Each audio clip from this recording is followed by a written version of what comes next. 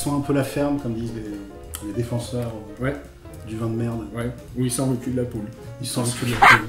On n'est pas dans l'œuf pourri. Il sent le vin naturel, mais pas d'une façon péjorative. C'est-à-dire qu'on peut le classer vin naturel du fait des arômes, et après je joue en disant que il sent la ferme, quoi, mais il sent pas du tout la ferme. C'est pas un vin agréable, on le boit pas en se disant ah. Mais par contre on a envie de le boire parce qu'on a envie de découvrir des choses, et le vin raconte en fait une histoire.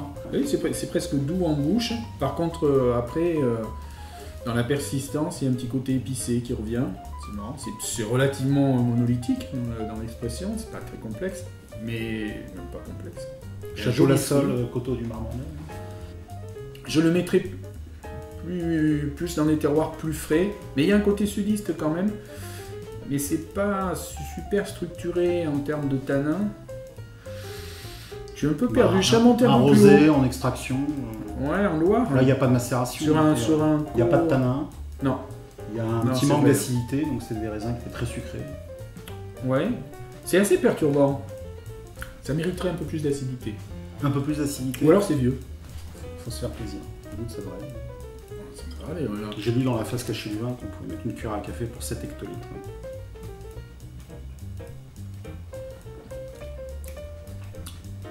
C'est pas mal comme cocktail. Ouais, mais le citron est... Le citron domine maintenant en fait. Le citron domine. Mais le cocktail est bien. Sympa à boire. Ah, suspense. Coteau du Génois. Très fort. On n'est pas loin d'Orléans. Et là, franchement, je connais pas. Et Emmanuel Coué. Ouais. Je suis surpris en fait du vin qu'on a par rapport... C'est un 2011. Ouais. Moi j'aurais vu ça plus vieux. Il est très léger, donc c'est un gamay je suppose. Ça a tuilé un peu, c'est assez étonnant. C'est pour ça, tu vois, ça me rassure dans l'idée que je disais que c'était peut-être plus vieux. Et ben non, c'est pas vieux, c'est 2011. Et pourtant il tuile un peu quoi. Ouais.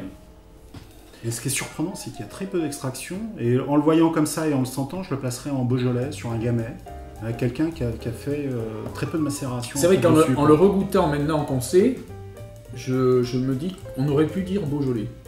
Ouais. Même si c'était pas ça.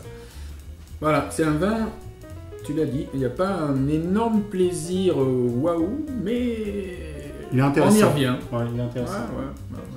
Moi, c'est un vin où je pourrais peut-être passer la barre des 10 pour voir. Non, moi non. Il manque beaucoup de choses dans ce vin. Il a des choses, mais il en manque aussi beaucoup. Oui, pour passer. Il manque du fruit, au niveau de l'odeur, des choses comme ça. Il manque de complexité en fait. Il est très intriguant de la façon dont il est fait. Mais par exemple, si c'était un gamay, il manque une empreinte du terroir, il manque en fait une empreinte du cépage. Il manque certaines choses en fait. On a l'impression que le vin n'est pas arrivé à maturité, qu'il y a eu des difficultés, qu'il y a un faible degré alcoolique, qu'il y a eu peu d'extraction dessus, donc il fait plus de flotte. Donc ça serait un très bon rosé. En vin rouge, j'ai du mal à le faire passer. Un très bon rosé même.